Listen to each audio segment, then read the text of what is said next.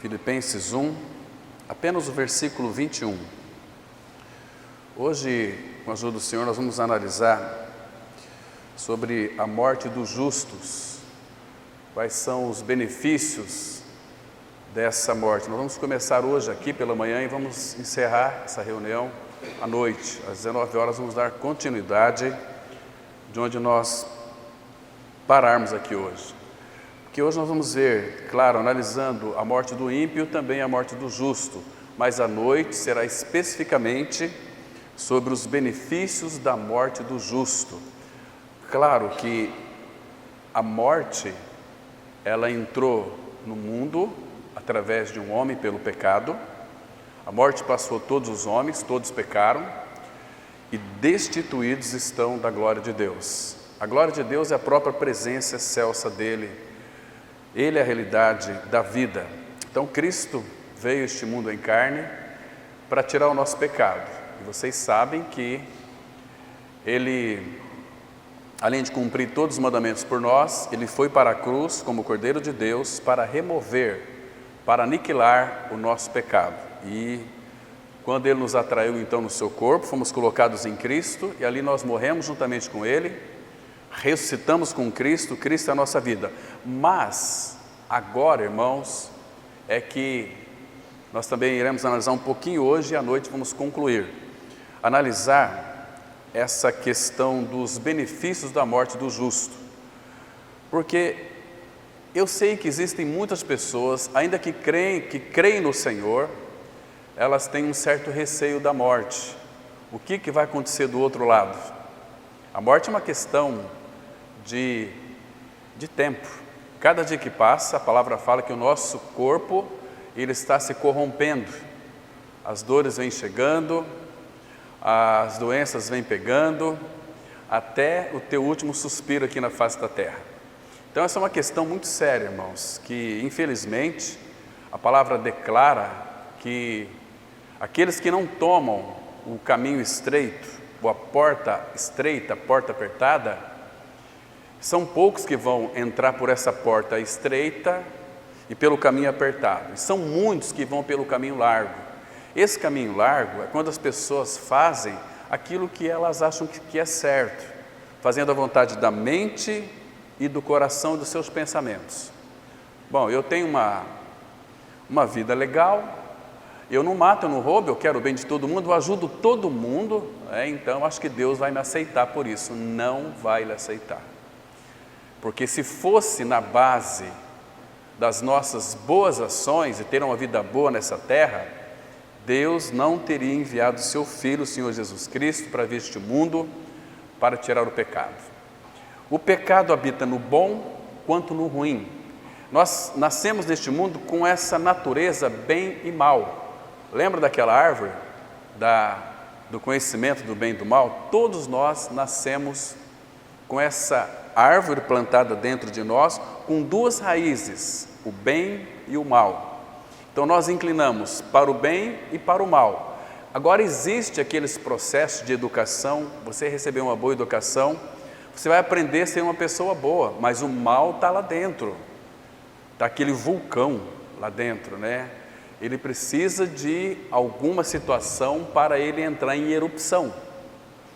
Aí você não entende porque você tem umas crises de nervo, você não entende porque você tem aquela vontade de matar alguém, aquele pensamento talvez suicida, mas tudo isso é fruto, é origem do pecado que o ser humano nasceu com ele. Mas, irmãos, a novidade maravilhosa é que Cristo já removeu esse pecado. Ele já tirou de nós esse pecado, essa velha natureza perversa foi crucificada e foi morta, foi arrancada de nós. Agora, essa é uma atitude de fé. Como que eu recebo os efeitos ou os benefícios da cruz? Crendo pela fé, como diz as Escrituras Sagradas. Deus colocou em nossas mãos um tesouro, irmãos, mas um tesouro que é de supremo valor, que é a sua palavra. Deus, Ele nunca vai contradizer a sua palavra. Então, irmãos, ainda fico admirado como muitas pessoas deixam a palavra de Deus sempre em segundo plano, estão alimentando das coisas que são do mundo, alimentam-se da família, alimentam-se de amigos, alimentam-se do trabalho, alimentam-se de muitas coisas que a natureza humana caída, ela tem uma tendência e nós gostamos e queremos vivenciar isso. Mas se você analisar, são prazeres transitórios do pecado. Não apenas aquelas pessoas que desfrutam do pecado consciente, mas aqueles que desfrutam das coisas desta vida de uma forma legítima. Sem a vida de Cristo, são tudo prazeres transitórios do pecado. Comprei uma casa nova, é um prazer, mas é transitório do pecado. Comprei um carro novo, é prazeroso, olha que gostoso que é. Tudo são prazeres transitórios do pecado. Comprei uma roupa nova, olha que bacana, que legal.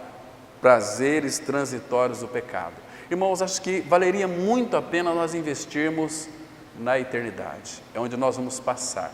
Por isso que os benefícios da eternidade nós vamos analisar hoje à noite um pouquinho, para a gente ter aquele desejo, ou pelo menos aquela convicção que o apóstolo Paulo tinha.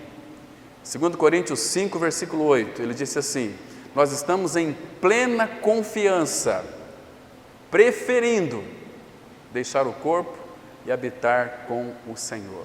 Ele vai dizer aqui no versículo 23, olha só aqui, eu vou ler o 21 e depois o 23, Filipenses 1, 21, porquanto para mim o viver é Cristo e o morrer é lucro. Então hoje à noite a gente vai analisar que tipo de lucro que é esse que nós vamos obter da parte do Senhor.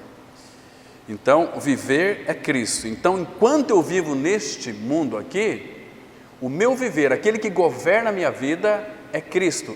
Paulo está dizendo, eu vivo, não sou mais eu, mas Cristo vive em mim. Então, para mim, o viver é Cristo. Para mim. Por que ele diz para mim? Porque talvez não pode ser para você. Talvez você não queira que Cristo seja a sua vida. Embora você levanta na sua mente muitos conceitos de Deus. Deus é paz, Deus me abençoa, Deus faz isso, Deus faz... Sim, irmãos, Deus abençoa. Ele abençoa até os maus. Ele faz o sol nascer para ímpios e para filhos. Então Ele vai suprir as necessidades dos ímpios e também dos filhos. Mas os filhos têm um diferencial tremendo. Que no dia da sua partida deste mundo, você vai ter uma convicção plena, como diz o apóstolo Paulo, 2 Timóteo 1, verso 12, porque eu sei em quem tenho crido, estou certo de que Ele é poderoso para guardar o meu depósito, o depósito da fé, até aquele dia. Então tudo aquilo que Paulo depositou a sua fé no Senhor, o Senhor revelou a ele e formou isso no apóstolo Paulo. Então o apóstolo Paulo, ele é para cada um de nós, modelo de todo aquele que vai crer em Cristo. A gente pensa assim, nossa, Paulo foi um homem muito vitorioso. Irmãos, você precisa de conhecer a vida daquele que é modelo nosso para crer. Daquilo que ele passou, daquilo que ele era antes de conhecer o Senhor. O apóstolo Paulo, ele era um homem irrepreensível. Era um homem de uma moral ilibada, ninguém conseguia achar nenhum defeito nele. Ele foi instruído aos pés de Gamaliel, a formosura da lei. Então, ele era um homem muito inteligente, muito sábio, falava 4 línguas da sua época, ele era um grande filósofo. No entanto, quando o Senhor o encontrou, lá em Atos capítulo 9, caminho de Damasco, a vida dele foi transformada. Então, ele pôde conhecer a vida de Cristo. Ele vai falar tanto da vida de Cristo que é a nossa vida, Cristo que é o nosso tudo, tudo que nós precisamos está nesta pessoa. Deixa eu fazer uma pergunta aqui, irmãos, é uma pergunta que eu tenho feito constantemente. Do jeito que você está aqui, nessa oportunidade, se você morresse hoje, você tem certeza para onde vai a tua alma? Você tem essa convicção? Se você não tem, eu vou te dar um conselho. Não brinque com a sua alma. Ela é eterna. E quando alguém desce para a sepultura sem a regeneração, sem o novo nascimento, sem a troca de coração, essa pessoa vai direto para o inferno. A palavra fala em Salmos 9, versículo 17, que os ímpios serão lançados no inferno e todas as nações que se esquecem de Deus. Isso é a palavra de Deus, e Deus é um Deus de palavra, a palavra dele é muito séria. Agora, o que vai nos levar para o inferno é a nossa incredulidade. Então, irmão, eu acho que nós devemos sempre estar avaliando a nossa salvação, conforme a palavra de Deus ela expõe para nós. Então, não é para nós ficarmos temerosos com isso, é para nós nos regozijarmos com isso, porque Cristo já fez uma obra plena e perfeita lá no Calvário. Então, para que Ele pudesse ser nossa vida, o pecado tem que ser tirado de nós. Isso foi feito de uma forma estupenda, de uma forma extraordinária. A obra que Cristo fez na cruz do Calvário, ela foi plena, poderosa e perfeita. Ele nos puxou para si. O Pai deu você e a mim para o Filho, então o Filho pôde nos atrair no seu corpo. Quando fomos colocados no corpo de Cristo, lembra no momento em que Ele disse aquela palavra, está consumado, e depois Ele rendeu o Espírito e morreu. Naquele momento, a Bíblia diz que eu e você, nós estávamos nele. Romanos 6,5, a Bíblia diz assim, porque se fomos unidos com Ele, na semelhança da sua morte, que é semelhança de morte? É uma morte igual. Jesus teve morte de quê? De atropelamento? Uma jamanta passou por cima dele? Não, ele teve morte de cruz. Então, porque se fomos unidos com Ele, na semelhança da sua morte, certamente, olha que certeza que o Espírito nos dá pela sua palavra, se eu creio que eu tive uma morte igual a de Cristo, porque eu estava nele, então Jesus não estava sozinho naquela cruz, eu fui colocado nele, e ele morreu, e eu também morri, certamente o seremos também, na semelhança da sua ressurreição, porque, irmãos, sem morte não tem ressurreição. Se uma pessoa, ela morre hoje fisicamente, ela vai ter uma ressurreição, conforme está escrito em Daniel 12, versículo 2, muitos dos que dormem no pó da terra, uns ressuscitarão para a vida eterna, e outros para a vergonha e o horror eterno. Eles já estão no inferno, serão tirados do inferno, vai confessar ao Senhor e serão lançados no lago que arde com fogo e enxofre, que é a segunda morte. E a Bíblia diz que eles serão atormentados pelos séculos dos séculos, densas trevas. Irmãos, eu falei domingo passado, deixa eu fazer uma reiteração aqui. A vida eterna nos foi concedida, mas para que nós a recebamos, temos que tomar posse da vida, crer, estar unido a Cristo. Aquele que se une ao Senhor é um espírito com Ele.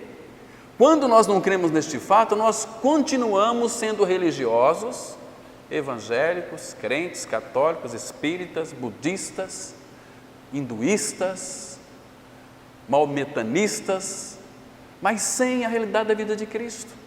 Só tem um caminho para a glória, irmãos, é Cristo.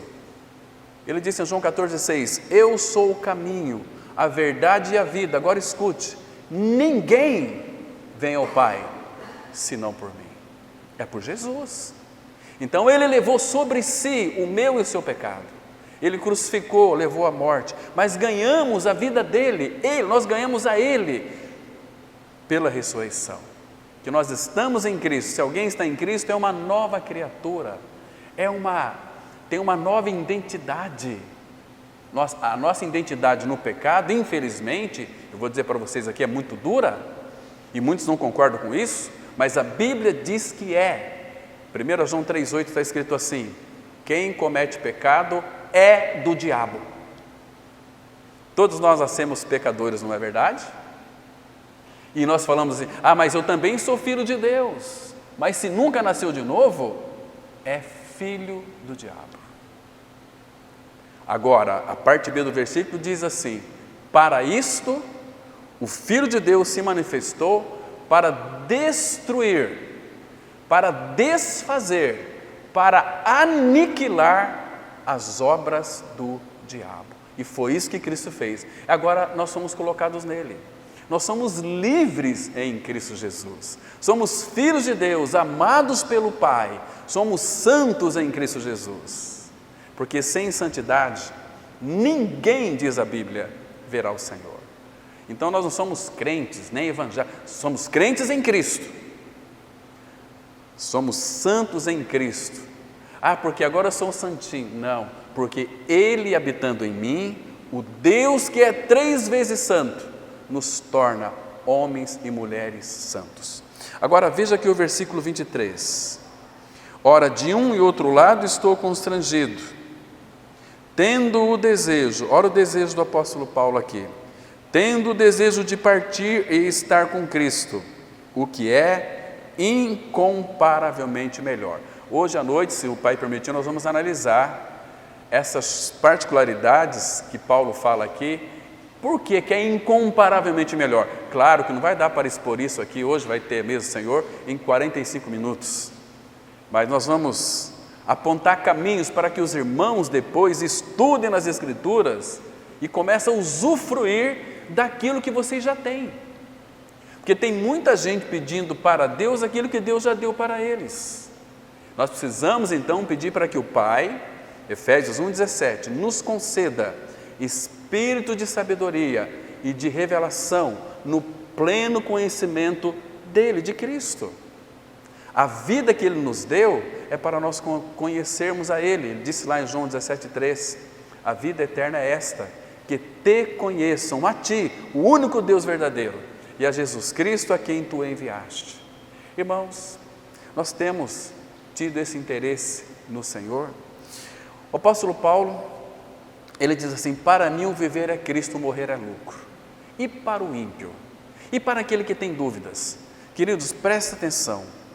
Apenas 1 minuto apenas após a sua morte, quando você der o último suspiro aqui, ou você terá tido, sem sombra de dúvida, o seu primeiro vislumbre do céu em júbilo e alegria eterna, ou a sua primeira experiência real de remorso implacáveis, porque aquele que desce para a sepultura sem a vida de Cristo, meus irmãos, vai se arrepender de nunca ter nascido, e lá no inferno você pode se arrepender, pode orar, pode, não tem mais jeito, porque a Bíblia é muito clara, irmãos, aquele texto de Hebreus 9:27, está ordenado aos homens morrerem uma só vez, vindo depois da sua morte o juízo. Agora, irmãos, a palavra fala também, em João 3,18, quem nele crê não é julgado, quem não crê já está condenado. Então, se ele desce para a sepultura sem a vida de Cristo, irmão, ele está perdido eternamente. Mas eu ia na igreja, mas eu dava os dízimos, eu praticava tantas coisas boas, eu doava cestas básicas, eu ajudei muita gente, mas você nunca experimentou, em experiência real, a graça do novo nascimento. Irmãos, eu estou falando aqui de coisas, de dimensões eternas, então, para que nós não venhamos brincar com o nosso cristianismo. Entende, irmãos? Então, eu penso, irmãos, que quando uma pessoa desce para a sepultura, nos primeiros momentos ela vai descobrir uma coisa, que ela vai estar mais viva do que jamais ela esteve. Porque tudo vai ser despertado. Aqueles que não creram no Senhor, que estão hoje no Hades, que tiveram muitas oportunidades de ouvir a palavra, mas você percebe que a gente sempre negligencia a palavra, irmãos. Nós não temos aptidão para a palavra, irmãos. Nós deixamos sempre e pensamos assim, se der, eu vou. Hoje eu não posso. Esse hoje eu não posso é porque aquilo que você irá fazer está ocupando o lugar de Cristo na sua vida. Irmãos, isso soa até demoníaco, porque nós queremos viver segundo aquilo que é correto para nós, mas o Filho de Deus, ele é governado por uma pessoa, por Jesus Cristo. Para mim, o viver é Cristo. Paulo está dizendo, todo o governo de Cristo está sobre a minha vida. Eu sempre me dirigi na minha religiosidade. Eu pensava que fazer isso aqui era certo, eu pensava que era errado, mas quando aprove a Deus revelar seu Cristo, seu Filho em mim, isso foi maravilhoso. A vida do apóstolo Paulo foi totalmente mudada e transformada radicalmente. Paulo, que era perseguidor da igreja, agora ele era um homem perseguido por causa da vida de Cristo que habita em você. Irmãos, tem muitas pessoas que têm vergonha de Cristo, de confessá-lo diante dos homens. Ele mesmo disse, aquele que me negar diante dos homens, eu também o negarei diante de meu Pai que está nos céus. Aquele que me confessar diante dos homens, eu também o confessarei diante de meu Pai que está nos céus, porque Ele sabe aqueles que são dele, irmão. Então, fica imaginando aqui, queridos, ou você, no dia da sua morte, terá o primeiro relance de Cristo, ou seu primeiro encontro com o diabo. Só tem dois destinos para nós, céu e o inferno.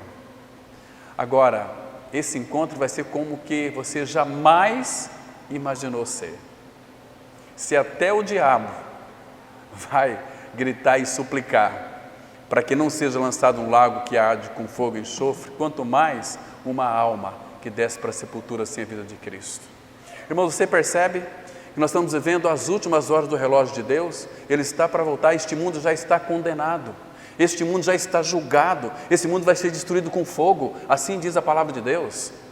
E nós não podemos brincar com o nosso cristianismo, irmãos. Temos que levar o cristianismo mais a sério, mais perseverante, um cristianismo mais amalgamado com Ele, juntamente com os irmãos, porque é no meio da assembleia que nós vamos nos fortalecer uns aos outros. Este mundo, irmãos, tem feito com que as pessoas se tornaram loucas, tem tantos crentes loucos e malucos e fanáticos. Deus não quer nada disso, irmãos.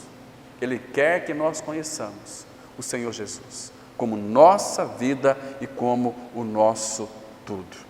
Irmãos, aqueles que descem para a sepultura sem a vida de Cristo serão tirados da sua tenda e serão levados ao Rei dos terrores. Vamos abrir comigo lá em Jó, capítulo 18, versículo 11.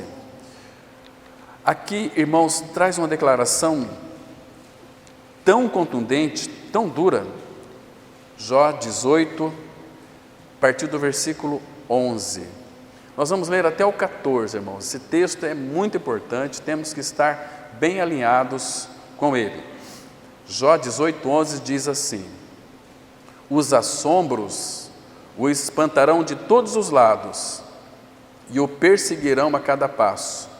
A calamidade virá faminta sobre ele e a miséria estará alerta ao seu lado, a qual lhe devorará os membros do corpo, serão devorados pelo primogênito da morte. Agora, olha o 14. O perverso será arrancado da sua tenda. Tenda aqui é uma alusão ao corpo que a pessoa. A alma será tirada do corpo. Esse aqui é o sentido. O perverso será arrancado da sua tenda, onde está confiado, e será levado ao Rei dos terrores. Você deve saber quem que é o Rei dos terrores, né?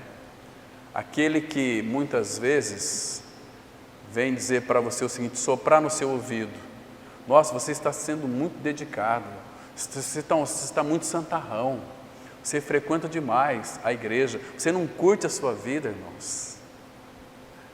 É esses que começam a soprar em nossos ouvidos. Você tem muito compromisso hoje, você não pode. Percebe? Você trabalhou a semana inteira, você tem que descansar, afinal de contas você merece. Queridos, nosso descanso é Cristo. Satanás já conseguiu iludir, enganar muitas mentes lúcidas com o seu sopro. É muito compromisso, é tanto trabalho. Não, eu mereço acordar, dormir até mais tarde no domingo de manhã. Imagina só, irmãos, os irmãos sendo tratados aqui pela palavra e as pessoas dormindo, descansando. Ai, nós estamos na graça, misericórdia. É um perigo terrível, irmãos. Então, uma das características dos filhos de Deus, Atos 2,46, os que creram, estavam todos juntos e perseveravam. Começa dizendo o seguinte: e perseveravam na oração, na doutrina, no partir do pão. Todos eram unidos de alma. Isso é maravilhoso demais, irmãos. Que o Espírito revele, interprete para nós essas questões da unidade, irmãos, nos dê visão da unidade. A unidade já foi feita, nós que precisamos agora responder esta unidade. De que maneira? Vivendo juntos, amando uns aos outros. É uma evidência tão maravilhosa. Para mim, o viver é Cristo e o morrer é lucro. Então, irmãos, eu quero que você analise e veja a grande diferença entre a morte dos piedosos e dos ímpios. Porque, irmãos, os piedosos são grandes ganhadores. Para mim, o viver é Cristo, morrer é lucro. Quando vem a morte, os piedosos, os que creram, pio é aquele que creu, piedoso. Não é que, às vezes a gente confunde, né? Aquela pessoa tão piedosa, ajuda todo mundo, nossa, ela fica ali, entende? Nossa, aquela coisa, mas não é piedoso. Às vezes o perverso pode ser uma pessoa irrepreensível, não faz mal para, ajuda todo mundo. Mas a Bíblia já traz uma declaração: aquilo que nós fazemos fora de Cristo são obras malignas, que não tem nenhum proveito para Deus. Vai ser beneficiada a pessoa e você vai se sentir muito bem. Até mesmo se você ajudar ali uma pessoa a atravessar a rua, empurrando a cadeira de roda, você vai se sentir bem. Mas isso não significa que você fez para Deus, fez para aquela pessoa. Agora, quando é feito em Cristo, aí sim, ajudar um ceguinho a atravessar a rua, a glória vai para Deus, vai para Cristo. Entende, irmãos? Isso é maravilhoso demais. Então, agora, por outro lado, os ímpios, eles são grandes perdedores quando eles morrem. Eu vou colocar aqui como cunho de introdução, pelo menos 4 pontos, nos quais são inúmeros, são infinitas coisas que o ímpio, ele perde quando ele morre. Eu quero colocar aqui, pelo menos em 4 pontos, né? Em 4 coisas, vamos dizer assim, são bem simples, para que os irmãos analisem o que o ímpio tem a perder. Isso não estou falando ainda sobre o lago de fogo. Vou entrar aqui, vou falar algumas coisas pelas quais o ímpio ele se apega e quando ele morre, ele perde. Primeira coisa, ele vai perder o mundo que ele tanto ama. Porque, irmãos, o que o ímpio faz neste mundo? Não é acumular riquezas para si? Trabalha, e claro que Deus deu as grandes administrações para os ímpios, porque os ímpios, eles são mais hábeis do que os filhos da luz, entende? Então eles sabem administrar o problema deles, e Deus também capacita eles vão administrar, mas no dia da morte eles perderam tudo isso, todas as riquezas que eles acumularam na face da terra, eles não irão levar. Você se lembra, irmãos, de Marcos 8,36? O que adianta o homem ganhar o mundo inteiro e perder a sua alma? Então ele perdeu o mundo, tudo aquilo que ele conquistou nesse mundo, riquezas, ele que tinha como dono, ele perdeu, ele não vai poder levar. A palavra fala em 1 Timóteo 6, que assim como você veio a este mundo, você vai voltar, você vai sair dele. Nu você veio, nu você vai voltar, sem absolutamente nada. Você não vai poder levar uma Ferrari, você não vai poder levar nada. Cada um dará conta de si mesmo a Deus.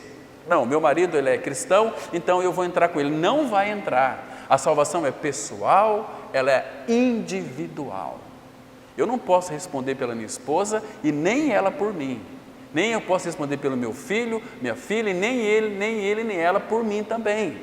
Cada um dará conta de si mesmo e Deus vai julgar. um por um, o ímpio já está sentenciado. E qual que é a sentença? Apartai-vos de mim, vós, malditos para o fogo eterno, preparado para o diabo e os seus anjos. Agora uma outra coisa que eles vão perder, perderam tudo que conquistaram no mundo. Eles vão perder, irmãos, uma segunda coisa, é as suas almas. Abram comigo, por favor, em Mateus capítulo 16, versículo 26 e 27. Mateus 16, 26 e 27. Irmãos, o que é a alma, irmãos? O que é a alma? A alma, ela é uma nobre moeda na qual Deus imprimiu a sua imagem. E essa centelha, chamada alma, é uma centelha celestial, ela é mais preciosa do que todo o globo terrestre. Então, o ímpio ele vai perder a sua alma. Olha só os versículos 26 e 27, diz assim a palavra: pois que aproveitará o homem se ganhar o mundo inteiro e perder a sua alma? Ou que dará o homem em troca da sua alma? Porque o Filho do Homem há de vir na glória de seu Pai com os seus anjos, e então retribuirá cada um conforme as suas obras. Então, Jesus está dizendo aqui algo muito interessante. Ele falou lá em Mateus, aqui em Mateus mesmo 6,24, que nós não podemos servir a dois senhores, ou vamos aborrecer um e vamos amar o outro. Agora, você já parou para pensar, a quem que você serve? Se é a Mamon, é o Deus moeda, as riquezas, ou a Cristo? Satanás não é Senhor. Só tem dois senhores na Bíblia: Jesus Cristo e Mamon, que é as riquezas. Como que eu vou saber se eu estou servindo a Cristo ou a Mamon? É aquele que você se dedica mais. Tem pessoas que, gente, ela morre de tanto trabalhar para obter dinheiro, para ter uma vida mais confortável. Irmãos, Jesus disse: nesse mundo nós teríamos aflições, quer você seja rico ou pobre, vai ter aflição, mas o diferencial de um filho de Deus é que ele tem a paz que é Cristo. Entende, irmãos? Então, ele vai perder a sua alma. Uma outra coisa que o ímpio também ele vai perder, pode ter certeza disso, é o céu, é a glória. O que é o céu? O céu, meus irmãos, ele é a sede real dos abençoados na região celestiais em Cristo. É o nosso lugar. Então, à noite a gente vai mostrar um pouquinho do que é o céu na palavra de Deus, mostrando qual lugar que você vai. Mas, queridos, você não pode ficar encantado com as ruas de ouro, com aqueles portais de ouro, nada disso. Nós temos que se encantar porque o Senhor Jesus, Ele literalmente, Ele está no céu, na glória ou na Nova Jerusalém, onde Ele foi preparar lugar para nós. Isso é maravilhoso, mas na eternidade, esse lugar já está preparado. Lembra que Ele disse em João capítulo 14? E quando eu for e vos preparar lugar, voltarei e vos receberei para mim mesmo. Mas Ele diz lá em Mateus 25, 34, vinde bendito de meu Pai, entrai na posse do reino que vos está preparado desde a fundação do mundo. Aqui é a questão da eternidade, irmãos. A eternidade é agora, de Deus é agora. O nosso cronos não. Nós tivemos o nosso ontem, estamos tendo aqui o nosso hoje, vamos ter o nosso amanhã. Mas a eternidade é não. O ontem nosso é o agora de Deus. O hoje nosso é o agora de Deus também. O amanhã, se porventura haverá para nós, é o agora de Deus. Deus, Ele vive o agora na sua eternidade. Entende, irmãos? Ele sabe todas as coisas, estão ali patentes aos olhos daquele a quem cada um de nós teremos de prestar contas. E você sabe que você nasceu com uma natureza ruim, eu também, por causa do pecado, mas graças ao Senhor, Cristo já fez uma obra, nos deu o céu para nós. Então, o céu é a região da felicidade, é o mapa da perfeição, é o céu. Onde quando nós adentrarmos os portais eternos, irmãos, nós vamos ter uma convicção de que nós estaremos livres eternamente da presença do pecado. E depois as glórias que nós vamos contemplar e desfrutar, irmãos, são tantas coisas, mas coisas maravilhosas demais para nós. Teríamos que falar aqui a partir de hoje e talvez concluir só lá na eternidade, porque são muitas coisas. E hoje eu quero apontar alguns caminhos para os irmãos. Qual a quarta coisa que o ímpio perde na sua morte? A esperança. Você já ouviu aquela expressão, né? A esperança é a última que morre. Lembra o texto que a gente sempre cita aqui, Provérbios 11, 7? Morrendo o homem perverso, morre também a sua esperança. Eles perdem a esperança, porque a esperança deles não era a âncora da alma, a esperança deles era uma teia de aranha. Deixa eu mostrar para vocês um texto aqui em Jó, capítulo 18, aqui onde o Bildade, né, ele descreve a sorte, capítulo 8 de Jó, onde Jó, Bildade descreve a sorte de todos os perversos. Versículo 13 e 14 já está bem. Jó 8, 13 e 14. A Bíblia diz assim, olha: são assim as veredas de todos quantos se esquecem de Deus. Presta atenção. O que são veredas? São os caminhos. São assim os caminhos de todos quantos se esquecem de Deus. E a esperança do ímpio perecerá. O ímpio tem esperança? Tem. Eles falam assim: olha, você tem que lutar, porque a esperança é a última que morre.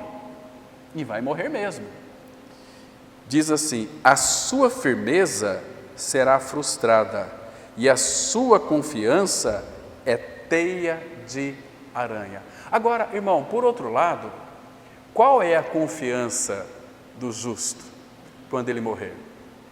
Irmão, vocês podem ter certeza de uma coisa, que a nossa esperança não é uma teia de aranha, a nossa esperança é uma âncora. Sabe o que é âncora? Quando o navio ele para assim, se atraca, então tem que lançar a âncora, aquela âncora vai sustentar o navio ali para ele ficar parado, para ele não se locomover. A âncora vai suster o navio. Agora, a palavra fala lá em Hebreus capítulo 6, eu queria que os irmãos abrissem lá comigo. A âncora da nossa alma é o nosso próprio Senhor. Olha que lindo texto nós temos aqui, irmãos. Hebreus capítulo 6, a partir do versículo 18. Quero ler aqui com bastante cuidado, para isso gerar no nosso coração uma confiança tremenda, maravilhosa. Diz assim a palavra, olha: para que, Hebreus 6,18, para que mediante duas coisas imutáveis, na quais é impossível que Deus minta, forte alento. Essa palavra alento, ela significa coragem, significa força, significa entusiasmo. Forte alento tenhamos nós que já corremos para o refúgio, a fim de lançar mão da esperança proposta, a qual temos, não é que nós vamos ter, a qual temos por âncora da alma, segura e firme, e que penetra além do véu, onde Jesus, como precursor, entrou por nós, tendo se tornado sumo sacerdote para sempre, segundo a ordem de Melquisedeque. Então, irmãos, vamos pensar naquele navio. O navio está ancorado, então quando ele vai partir, ele recolhe a âncora, o navio recolhe a âncora e o navio segue adiante. Mas a nossa âncora da alma é Cristo, ele já entrou por nós, ele é o precursor, fez o caminho primeiro. Então, ele é a âncora da alma, nós somos o navio, a igreja. Agora, quem que vai puxar o navio? A âncora. Ele é a âncora da nossa alma.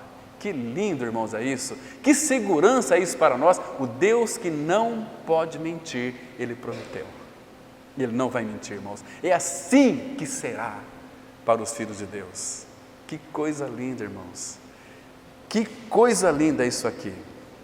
Por isso que o apóstolo Paulo, ele tinha um prazer em dizer: para mim o viver é Cristo e o morrer é lucro. Paulo era um homem que ele amava tanto o Senhor, irmãos, amava tanto o Senhor Jesus Cristo, amava porque tinha uma intimidade com Ele, comungava com Ele, desfrutava de Cristo. E o apóstolo Paulo não desejava conhecer mais nada além do Cristo crucificado. Ele escreveu isso lá em 1 Coríntios 2, versículo 2, vocês se lembram? Porque decidi nada saber entre vós, senão a Jesus Cristo e este crucificado. Que coisa linda, irmãos. Eu fico olhando assim o Senhor, olhando para essa terra, o povo que se intitula o povo de Deus, fazendo shows gospels, de luzes e de barulhos, e todo mundo chorando e gritando. Cristo não está nisto, irmãos. Onde não tem Cristo crucificado, o Espírito Santo não vai agir. As pessoas, porque toda pessoa nasce neste mundo com carência de Deus. Há uma carência de religião, do homem tentar. O que é religião? No aramaico é religare, é o homem tentando se religar a Deus, nunca vai conseguir. A única maneira de estarmos ligados a Deus o Pai é em Cristo Jesus. Se alguém está em Cristo, é uma nova criatura. As coisas velhas já passaram, eis que tudo se fez novo. Deus nos introduz na sua glória através de Cristo. Irmão, aquele texto lá, nós podemos esquecer dele e temos que tê-lo como realidade espiritual. Colossenses 3,3 diz assim: porque morrestes e a vossa vida está escondida com Cristo em Deus. 1 Pedro 3,18 está escrito assim: Cristo morreu uma única vez pelos pecados, o justo por nós injustos, para nos conduzir a Deus. Não tem outro caminho, Ele é o único caminho. Não queira pegar atalhos, não queira confiar em homens. Confie na palavra de Deus, irmãos. Confie na palavra. Olha como é que está o evangelicalismo hoje no Brasil. Que bagunça que está, irmãos. Como que pode uma pessoa congregar durante 40 anos e chegar para mim e dizer: eu não tenho certeza da minha salvação? Eu sou diácono, eu canto e toco no louvor, eu sou pastor. Confessaram para mim aqui. Pessoas que são muito ativas em suas comunidades, mas sem ter a vida de Cristo, porque quando a pessoa ela está ativa, ela está fazendo para Deus, ela acha que é filha de Deus, porque às vezes o pastor falou que ela é filha de Deus, mas ela nunca teve uma experiência de regeneração. Ela é individual, é pessoal. Você já creu que está unido a Cristo em sua morte e ressurreição com Ele? Se não creu, tenha misericórdia da sua alma, você vai perecer eternamente. Leia as Escrituras, procure o Cristo que está aqui nas Escrituras. A palavra dele é viva, eficaz, é penetrante, é cortante. Satanás fará de tudo para que você não ouça a palavra de Deus, para que você não leia a Bíblia, para que você não ore. Ele quer que você faça ritualismos. Eu tenho que fazer aí uma campanha de 9 dias, isso é ritualismo. Eu tenho que fazer uma novena de 70 semanas, isso é ritualismo. Para que isso? Porque eu estou fazendo, Deus vai se dobrar, porque eu estou fazendo. Deus não faz troca com ninguém, irmãos. Nós somos aceitos por Deus o Pai, através da pessoa de Cristo Jesus. Não tem outro caminho, irmãos. Há um caminho, é Cristo. E Cristo tem sido esquecido nos nossos púlpitos hoje, nesses últimos dias do fim. É busca de Deus, vão querer buscar Deus, que vai tudo para o inferno, porque não tem. Jesus disse: eu sou o caminho, a verdade e a vida, e ninguém vem ao Pai senão por mim. Temos que estar em Cristo, irmãos. E Cristo, Ele é suficiente. Foi Cristo quem morreu por você. Ele amou tanto a Ele mesmo que Ele esqueceu dele para amar você, para morrer por você. Quem iria morrer por mim e por você? Que éramos gente. Se a gente for analisar, fazer aqui uma avaliação, o diagnóstico que Ele dá da natureza humana, irmãos, é assustadora. Por que as pessoas têm tantas crises de ansiedade, tantas depressão? Porque a sua natureza, ela é horrível. O pecado contaminou o homem da cabeça aos pés. Não há nada coisa sã em você. Ah, mas eu sou uma pessoa muito boa. É presunção tua, a Bíblia diz que não é. E a Bíblia é a palavra de Deus, e você é uma mentira. Já nasceu errado. Agora Cristo veio, Ele amou. Amou do jeito que você é. Bonzinho do jeito que você é. Ruim do jeito que você é. Ele não faz acepção de pessoas, ama da mesma forma. E é mais fácil aquele que não presta ser salvo do que aquele que é bom. O bom se basta em si mesmo. Entende, irmãos? Que o Senhor, irmãos, tenha misericórdia de nós e nos dá essa convicção. Para mim, o viver é Cristo. Isto é, Cristo é a minha vida, Paulo está dizendo. O que ele disse quando ele disse assim, para mim o viver é Cristo? Olha que legal, irmãos. Ou seja, Cristo é a minha vida. Eu vivo pela vida de outro. Aquele que é Cristo, que habita em mim, Ele faz de mim o que Ele quiser. E claro que Cristo é a nossa sabedoria, a nossa vida, a nossa santidade. Cristo é a nossa decisão. Cristo é aquele que, quando nós entregamos o governo das nossas vidas a Ele, irmãos, nós vamos experimentar uma genuína e verdadeira liberdade. Entende, irmãos? Ele é a minha vida. Um cristão, irmãos, minha vida, Paulo está dizendo o seguinte, minha vida ela é feita de Cristo. Cristo é o meu viver. Eu não vivo mais, eu já estou crucificado com Cristo, eu morri. Vivo não mais eu, mas Cristo vive em mim, é não mais eu. Agora, quando você começa a governar a sua vida, você vai ter muitos problemas. Começa ali no seu lar, nos seus filhos. A gente, irmãos, tendo tantos filhos amargurados, tantos filhos rebeldes, por quê? Porque os pais não dão a afetividade para os filhos, é preocupado com tantas coisas, e os menininhos estão crescendo, sem os afetos. O mundo tem os afetos para dar para eles. Hoje eu estava orando de manhã, passou uma mulher, 4h05 da manhã, ali no sentido da praça, depois ela voltou com seus 2 filhos, chorando, os 2 filhos, um de 15 e outro de 18 anos, por que vocês foram envolver com drogas? Por quê? Por quê? Vocês vão matar sua mãe. Queridos, eu fiquei pensando, tentei me colocar no lugar dessa mãe. Imagina, irmãos, 2 filhos perdidos nas drogas, de madrugada, talvez ela nem tenha dormido aquela noite, foi atrás dos filhos. Falei, Senhor, traz direção para ela, traz direção para os filhos, liberta eles. Que tristeza isso, irmãos. Mas eles ainda têm chance de ser restaurados. E uma pessoa que talvez está morrendo nesse momento, descendo para a sepultura, para onde que eles vão, irmãos? Qual é o destino deles? A Bíblia diz que é inferno. Misericórdia. Misericórdia, irmãos. Então, assim como a vida de um homem perverso é feita de pecado, a vida de Paulo era feita de Cristo. E ele diz assim, que ele estava cheio de Cristo. Ele dá tantos conselhos para nós, a sua igreja. Abram comigo, por favor, aqui num texto lindo, Efésios capítulo 3, versículo 17 até o 19. Ah, irmãos, que texto maravilhoso. Esses textos devem nos edificar de uma forma tão preciosa, tão gostoso, irmão, nós contemplarmos essas realidades, tomarmos posse delas, vivermos essas verdades. Eu vou ler o 16 também, que é muito lindo, irmãos. Olha só, Efésios 3, verso 16. Para que, segundo a riqueza da sua glória, vos conceda que sejais fortalecidos com poder, mediante o seu Espírito, o Espírito de Deus, no homem interior, aqui em mim, você e na igreja.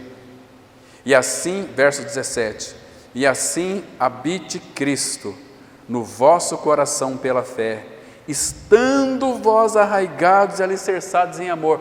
Irmãos, Cristo habite em vosso coração pela fé, estando vós alicerçados e arraigados em amor, a fim de poderdes compreender com todos os santos qual é a largura e o comprimento e a altura e a profundidade, e conhecer o amor de Cristo que excede todo entendimento. Irmãos, o amor de Cristo excede todo entendimento. O amor de Cristo excede todo entendimento, é maior do que a minha intelectualidade. Eu nunca vou compreender este amor, então eu tenho que desfrutar e recebê-lo pela fé. Irmãos, eu fico muito triste quando muitos não desfrutam deste amor de Deus. É um amor tão grande, tão infinito, que ele excede.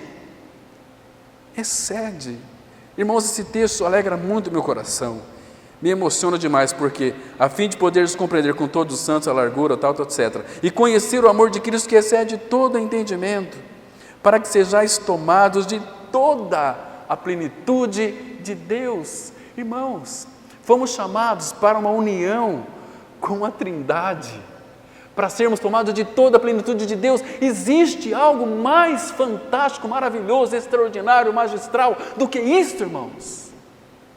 Ser tomado de toda a plenitude de Deus. O que eu tenho que fazer para ter isso? Tem que fazer nada, tem que crer. Como é que crer? Não sei. Eu não sei como é que crer. Peça ao Senhor: Senhor, me dê sabedoria para que eu compreenda a Tua Palavra. Pai, me dê revelação para que eu creia na Tua Palavra. Me dá fé para que eu creia em Cristo e desfrute de Cristo. E vive uma vida compromissada com Cristo. Isso vai refletir depois na igreja. Nós vamos ser mais amáveis, perdoadores, vamos nos preocupar com o interesse dos outros, não com os nossos próprios. Vamos esquecer de nós, cuidar dos irmãos. Nós temos cuidado um dos outros, irmãos. Temos cuidado, irmãos. Ontem estava pregando no velório ali, olhando para aquelas pessoas bem diante de mim, falando de Cristo e a cruz. Ai, se eu pudesse entrar naquelas mentes, trazer a revelação de quem Cristo é. Muito choro, muitas lágrimas, pessoas precisando ser abraçadas. E nós, irmãos, o que estamos fazendo? O mundo está clamando, irmãos. Nós estamos vivendo uma vida dentro do nosso reduto e achando que isso é certo. Ele morreu por todos, para que os que vivem não vivam mais para si mesmos, mas para aqueles que por eles morreu e ressuscitou. Temos que lançar a palavra, que a palavra possa cair em corações férteis, para que absorva a palavra, para que receba a palavra e crê. Você vai entender isso o dia que você pregar para alguém, aquela pessoa crer. Você vai ver como é que você vai ser edificado. Você está juntando tesouros no céu. Na sabedoria de Salomão, no livro apócrifo, ele diz assim: quem encontra um amigo, encontra um tesouro. Nós temos que investir em nossos amigos aqui, para que quando as riquezas deste mundo nos faltarem, eles nos recebam nos tabernáculos eternos. Vai ser fantástico, irmãos, quando você chegar na glória, contemplar o Senhor. Claro, você vai ter uma alegria ali imensurável, o Senhor Jesus te servindo ali. Mas quando você vê aquela pessoa que você pregou para ela e ela pôde crer, irmãos, imagina a gratidão que vai ser.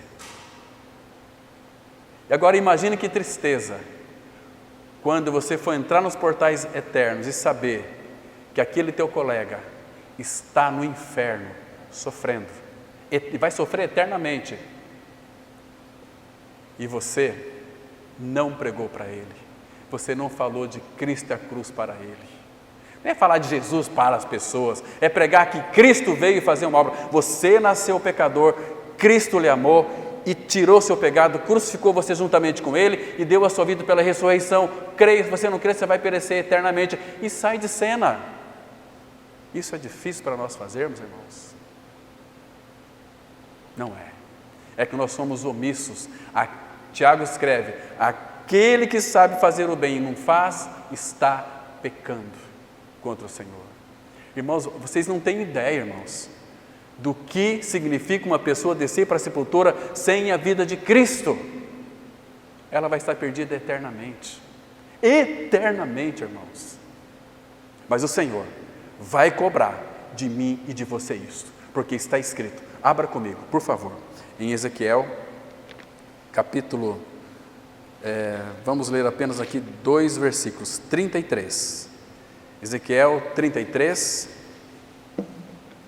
deixa eu ler aqui o versículo 7 em diante. Ezequiel 33, a partir do versículo 7. Olha o que a Bíblia diz. A ti, essa palavra é dirigida a mim e a você. A ti, ó filho do homem, te constituí por atalaia sobre a casa de Israel.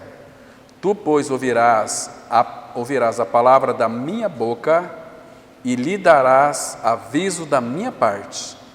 Se eu disser ao perverso, ó perverso, certamente morrerás, e tu não falares para avisar o perverso do seu caminho, morrerá esse perverso na sua iniquidade, mas o seu sangue eu demandarei de ti.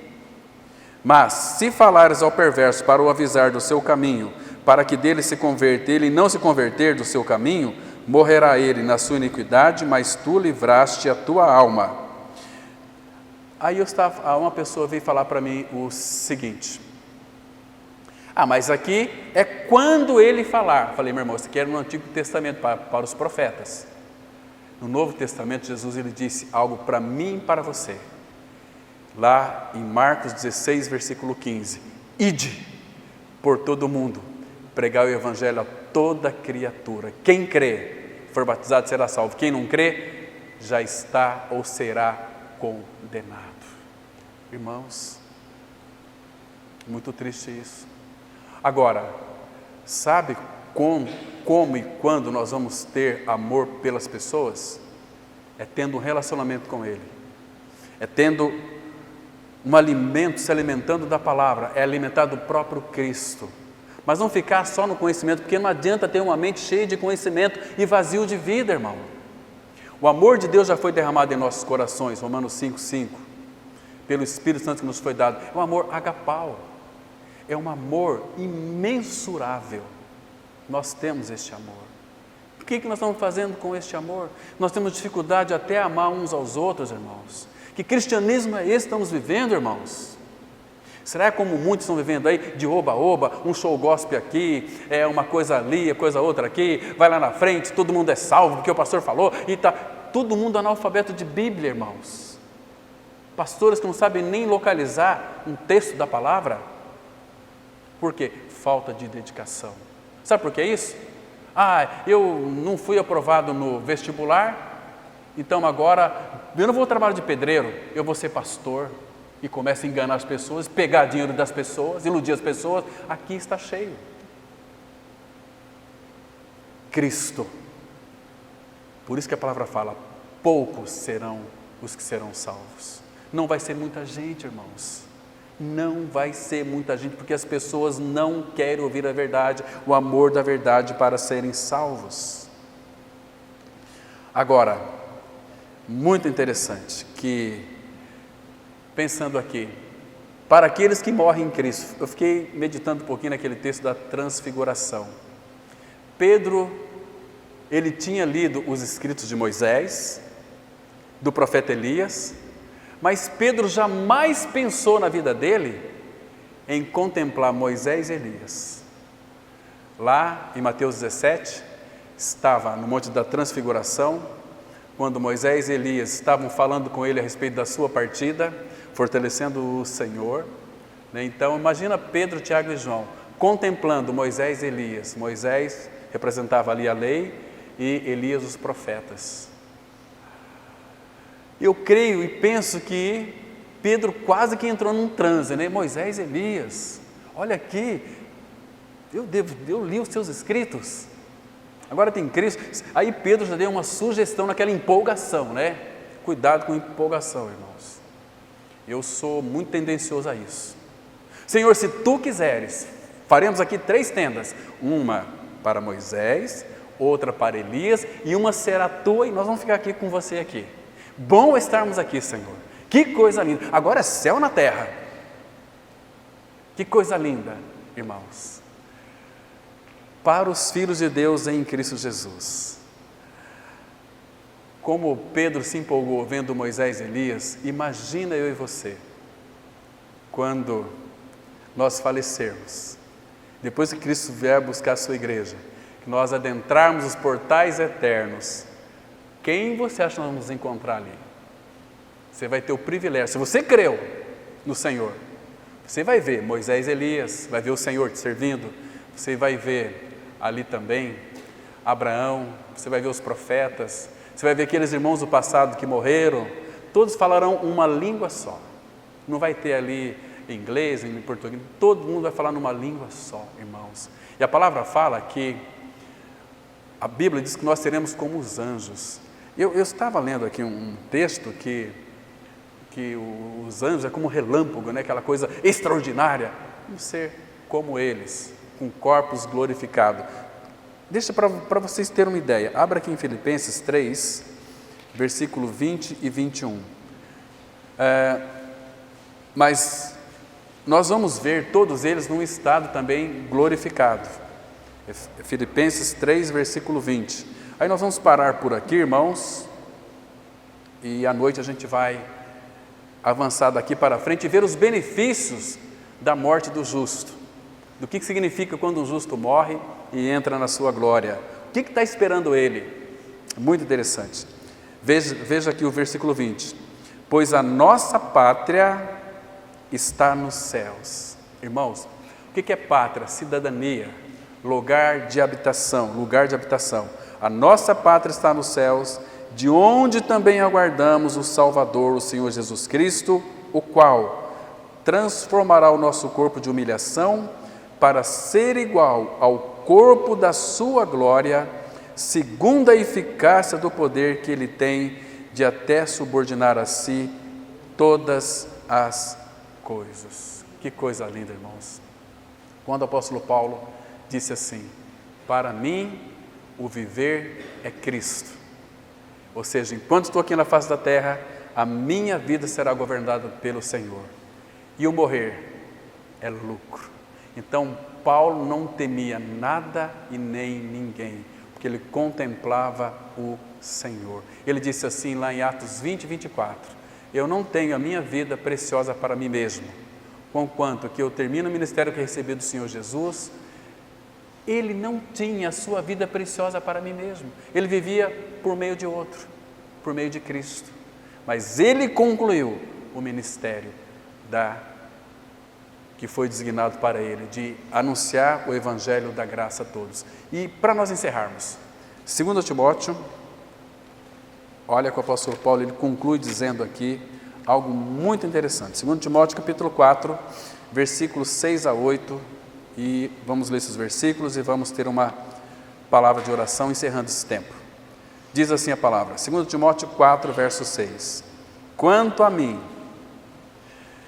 irmãos, quando ele fala quanto a mim, abra teu olho, abra teus ouvidos, porque essa é a experiência dele. Paulo é o nosso modelo.